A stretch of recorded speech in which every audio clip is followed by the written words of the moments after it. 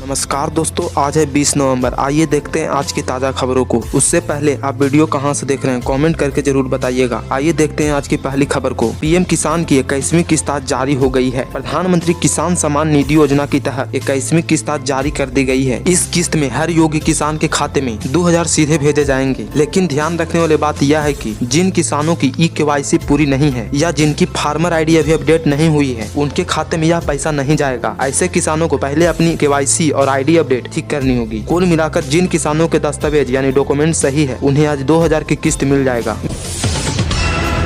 विदेश में नौकरी का लालच देकर भारत के 350 के करीब IT युवाओं को फंसा लिया गया। इन्हें म्यांमार के मरवाड़ी इलाके में बंधक बनाकर साइबर फ्रॉड करवाया जाता था। परिवार वालों को भी कई दिनों तक पता नहीं था कि उनके बच्चे कहां हैं। अब बड़ी राहत की खबर यह है कि सरकार की मदद से इन सभी IT प्रोफेशनल को वहां से सुरक्षित छुड़ा लिया गया है और इन्हें आज दिल्ली लाया जा रहा है। एयरपोर्ट पर उनके परिवार वाले इंतजार कर रहे हैं।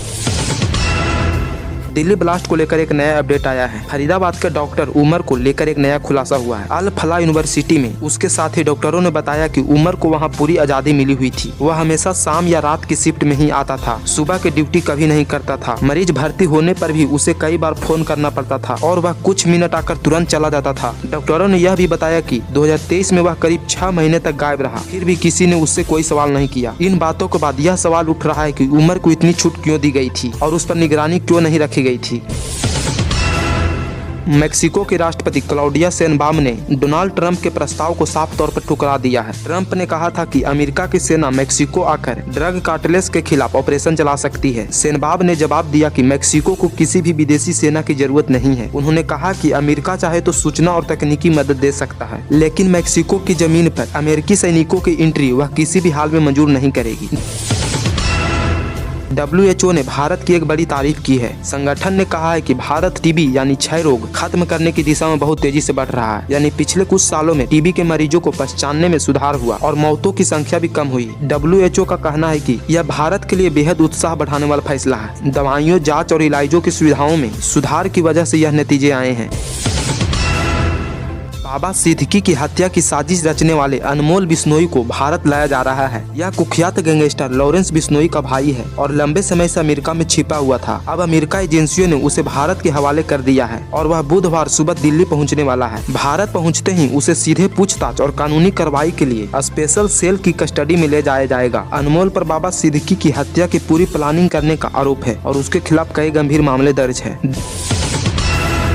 दिल्ली में अब दिन के वक्त भी ठंड महसूस होने लगी है। उत्तर भारत के पहाड़ों में बर्फबारी हुई है और उसका सीधा असर राजधानी दिल्ली पर भी दिखा। मौसम विभाग का कहना है कि आने वाले कुछ दिनों में ठंड और बढ़ेगी। तापमान करीब 8 डिग्री से नीचे जा सकता है, जबकि दिन का तापमान लगभग 24 से 28 डिग्री के बीच रहेगा। चंडीगढ़ में नगर निगम ने कूड़ा इधर उधर फेंकने वालों पर एक अनोखी कार्रवाई शुरू कर दी है। जहां भी कोई घर या दुकान कूड़ा सड़क पर फेंकता दिखता है तो वहां नगर निगम की टीम जाकर ढोल बजाती है और फिर चालान काट देती है। ये कदम मनी माजरा इलाके में शुरू किया गया, लेकिन लोगों ने इसका विरोध किया। उनका कहना है कि सफाई की व्यवस्था पहले से ठीक नहीं है। ऐसे में ढोल बजाकर लोगों को शर्मिंदा करना सही तरीका नहीं है। बिहार के राजनीति में बड़ा अपडेट हुआ है। नीतीश कुमार को NDA विधायक दल का नेता चुन लिया गया है, यानी अब वही फिर से मुख्यमंत्री बनने जा रहे हैं। सरकार बनाने की तैयारियां लगभग पूरी हो चुकी है। गठबंधन के दलों JDU, BJP और LJP के बीच कौन सा मंत्रालय किसे मिलेगा, इस पर बातचीत चल रही है। बहुत जल्द विभागों का बंटवारा भी तय हो जाएगा। बांग्लादेश के पूर्व मुख्यमंत्री शेख हसीना को कोर्ट ने हाल ही में मौत की सजा सुनाई है। अब उनके बेटे सजीब वाजेद का बयान सामने आया कि उन्होंने कहा है कि भारत की वजह से उनकी मां की जान बच गई, क्योंकि अगर वे इस समय भारत में होती तो शायद वो जिंदा नहीं होती। सजीब ने एक इंटरव्यू में कहा है कि भारत हमेशा उनके परिवार का अच्छा दोस्त रहा। उन्होंने ये भी आरोप लगाया है कि बांग्लादेश में जो माहौल बना हुआ है उसमें उनकी मां को निशानी बनाया गया और कुछ बाहरी ताकतों का भी इसमें हाथ हो सकता है। कुल मिलाकर बात यह है कि शेख हसीना के बेटे ने अपनी मां की सजा पर गहरी नाराजगी जताई है और भारत के समर्थन के लिए धन्यवाद भी दिया। आगरा में एक बड़ा मामला सामने आया है। एक ग्राहक ने साल 2010 में बैंक में करीब 11 लाख रुपए की FD कराई थी, लेकिन बैंक के कैशियर ने चालाकी करके इस FD को रिकॉर्ड में चढ़ाया ही नहीं और पैसे अपने पास हड़प लिए। कई साल बाद जब ग्राहक FD का पैसा निकालने गया तो उसे पता चला कि बैंक के हिसाब में FD है ही नहीं। इसके बाद मामला उपभोक्ता आयोग तक पहुंचाया। जांच में पता चला कि बैंक की ही गलती थी, इसलिए उपभोक्ता आयोग ने बैंक को आदेश दिया कि वह ग्राहक को 24.84 लाख रुपए अपने ब्याज सहित वापस करे। आगरा में एक शादी के दौरान एक बड़ा विवाद हो गया। दूल्हे की बारात जब दुल्हन के घर पहुंची तो वहां दोनों पक्षों में झगड़ा हो गया और मामला इतना बढ़ गया कि दुल्हन वाले पक्ष ने बारात पर हमला कर दिया। इस हमले में दूल्हे का चचेरा भाई गंभीर रूप से घायल हो गया और बाद में उसकी मौत हो गई। पुलिस ने तुरंत मामला दर्ज किया और इस केस में सीधे हत्या की धारा लगा दी है और आरोपियों की तलाश तेज कर दी गई है। और अब बात करते हैं मेटा की। आपको पता ही होगा कि मेटा एक फेसबुक की बहुत बड़ी कंपनी है। इस कंपनी के chief revenue officer John hangman ने इस्तीफा दे दिया है। वे अब मेटा छोड़कर अपना एक नया स्टार्टअप शुरू करने जा रहे हैं। उनके जाने के बाद मेटा ने जिम्मेदारी का बंटवारा भी बदल दिया है। अब एंड्रू बॉकिंग को विज्ञापन और बिजनेस मैसेजिंग से जुड़ा काम दिया गया है। लखनऊ में 24 नवंबर से 53 दिनों के लिए धारा 163 लागू की जा रही है, यानी शहर में सुरक्षा के नियम कड़े रहेंगे। इस दौरान 5 से ज्यादा लोग एक जगह इकट्ठा नहीं हो पाएंगे। कोई धरना या प्रदर्शन भी कोई तय की गई जगह पर की जाएगी। ड्रोन उड़ाने या शूटिंग करने के लिए भी पहले से अनुमति लेनी होगी। ये धारा इसलिए लगाई जा रही है क्योंकि आने वाले दिनों में शहर में त्योहार, VIP मूवमेंट और बड़े सरकारी कार्यक्रम होने वाले हैं। ऐसे समय में भीड़ बहुत बढ़ती है और सुरक्षा की चुनौती भी ज्यादा रहती है। प्रशासन नहीं चाहती है कि कहीं कोई अफरा तफरी या कानूनी व्यवस्था में समस्या पैदा हो।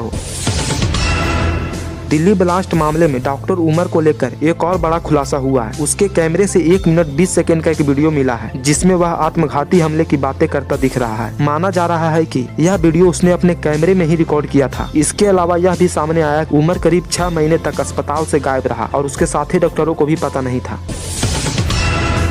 अगर आप भी एक ही साबुन पूरे घर में सब लोग इस्तेमाल कर रहे हो तो यह आदत सेहत के लिए ठीक नहीं है। वजह यह है कि हर व्यक्ति की स्किन, पसीना और बैक्टीरिया अलग अलग होती है। जब सभी लोग एक ही साबुन यूज करते हैं तो एक की स्किन पर मौजूद बैक्टीरिया या इन्फेक्शन दूसरे तक पहुंच सकता है। इससे त्वचा में खुजली, फंगल इन्फेक्शन और एलर्जी जैसी दिक्कतें बढ़ने की खतरा रहता है। खासकर जिनकी स्किन संवेदनशील है उन्हें ज्यादा नुकसान हो सकता है। इसलिए डॉक्टर कहते हैं कि हर व्यक्ति को अपनी स्किन टाइप के हिसाब से अलग साबुन इस्तेमाल करने चाहिए।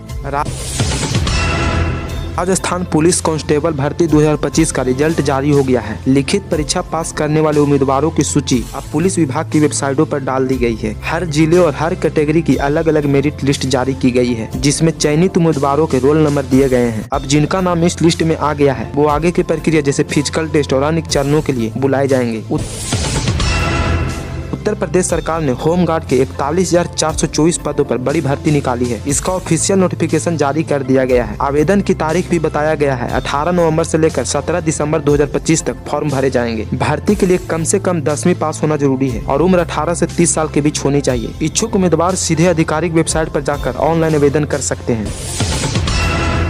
आज बिजनेस दुनिया की कुछ बड़े खबरें सामने आई है। सबसे पहले ब्लैक स्टोन ने IT कंपनी माप्सिस में अपनी करीब 9.5% हिस्सेदारी बेच दी है। इस बिक्री से कंपनी को लगभग 4,726 करोड़ रुपए मिले हैं। दूसरी बड़ी खबर सैमसंग इंडिया की है। कंपनी की कमाई इस बार 11% बढ़ गई है और पहली बार उसकी ऑपरेटिंग आय 1 लाख करोड़ रुपए के पार हो चुकी है। तीसरी खबर कपड़ा उद्योगों से जुड़ी हुई है। सरकार के नई स्कीम के तीसरे चरण में 17 प्रोजेक्ट्स को मंजूरी दी है। इसमें करीब 2,374 करोड़ रुपए का निवेश आएगा और कई लोगों को रोजगार मिलने की उम्मीद है। कुल मिलाकर आज उद्योग और कारोबार के लिए माहौल सकारात्मक रहा और कई सेक्टरों में अच्छी रफ्तार देखने को मिली। UIDAI अब आधार कार्ड में एक नया बदलाव करने जा रही है। आगे चलकर ऐसा आधार कार्ड जारी किया जा सकता है जिसमें फोटो के साथ एक QR कोड भी होगा। इस QR कोड से किसी की पहचान सीधे स्कैन करके चेक किया जा सकेगी। इसका फायदा यह होगा कि लोगों को अपने आधार कार्ड की फोटोकॉपी या ऑफलाइन वेरिफिकेशन पर ज्यादा निर्भर नहीं रहना पड़ेगा और आधार कार्ड का गलत इस्तेमाल भी नहीं होगा। आज सोना और चांदी दोनों के दामों में बड़ी गिरावट देखने को मिली है। सोना करीब 3,900 रुपये सस्ता हो गया और अब इसकी कीमत 1,25,800 रुपये प्रति 10 ग्राम तक आ गई है। इसी तरह चांदी भी करीब 7,800 रुपये से गिरकर अब 1,56,000 प्रति किलो आ गई है। पिछले कुछ दिनों से सोने चांदी के दाम लगातार नीचे आ रहे हैं और आज की गिरावट उसी ट्रेड का हिस्सा है। गूगल ने अपना एक नया AI मॉडल जेमिनी 3 लॉन्च कर दिया है। सबसे खास बात यह है कि इसे सीधे गूगल सर्च इंजन में ही जोड़ दिया गया है। अब जब कोई भी कुछ सर्च करेगा तो गूगल पहले की तरह सिर्फ लिंक नहीं दिखाएगा बल्कि AI की तरह सीधा जवाब देगा। समझाया हुआ कंटेंट और जरूरत हो तो तस्वीर या वीडियो के आधार पर भी जानकारी देगा। यानी अब गूगल पहले से ज्यादा स्मार्ट हो गया है। आपका सवाल समझकर तुरंत सही और साफ जवाब देगा। इससे इंटरनेट पर जानकारी ढूंढना और भी आसान हो जाएगा। गूगल के सीईओ सुंदर पिचाई ने लोगों को चेतावनी दी है कि एआई पर आंख बंद करके भरोसा मत करो। उन्होंने कहा है कि चाहे एआई कितना भी स्मार्ट हो जाए, यह अभी भी गलती कर सकता है, इसलिए इसके बताए गए हर जवाब को पूरा सच नहीं मानना चाहिए। पिचाई का कहना है कि एआई हमारी मदद जरूर करता है, जैसे लिखने में, जानकारी ढूंढने में, आइडिया देने में, लेकिन फिर भी हमें सावधानी रखनी चाहिए और जरूरत पड़े तो दूसरे स्रोतों से भी जानकारी जांच लेनी चाहिए। झारखंड में सरकारी स्कूलों ने एक खास शुरुआत की है। कक्षा 9 से 12वीं तक के बच्चों के लिए डिजिटल स्किल चैंपियनशिप कराई जा रही है। इस प्रतियोगिता में 2112 छात्र हिस्सा ले रहे हैं। इसका उद्देश्य यह है कि बच्चे कंप्यूटर, इंटरनेट और डिजिटल टूल्स को अच्छी तरह समझे और उनका इस्तेमाल सीखें। 2 दिन तक चलने वाली इस चैंपियनशिप में बच्चे डिजिटल टेस्ट, ऑनलाइन गतिविधि और टेक्नोलॉजी से जुड़े टास्क पूरा करेंगे। आज पूर्व मुख्यमंत्री इंदिरा गांधी की जयंती है और इस मौके पर प्रधानमंत्री नरेंद्र मोदी ने उन्हें श्रद्धांजलि दी और उनके योगदान को याद किया। कांग्रेस नेताओं ने भी दिल्ली में जाकर इंदिरा गांधी को पुष्पांजलि अर्पित की। तो दोस्तों, यही था आज का वीडियो। उम्मीद करते हैं आपको वीडियो पसंद आया होगा। अगर आपको वीडियो पसंद आया है तो हमारे चैनल को जरूर सब्सक्राइब कर लें और कमेंट करके बताएं आपको कौन सी खबर सबसे ज्यादा पसंद आया।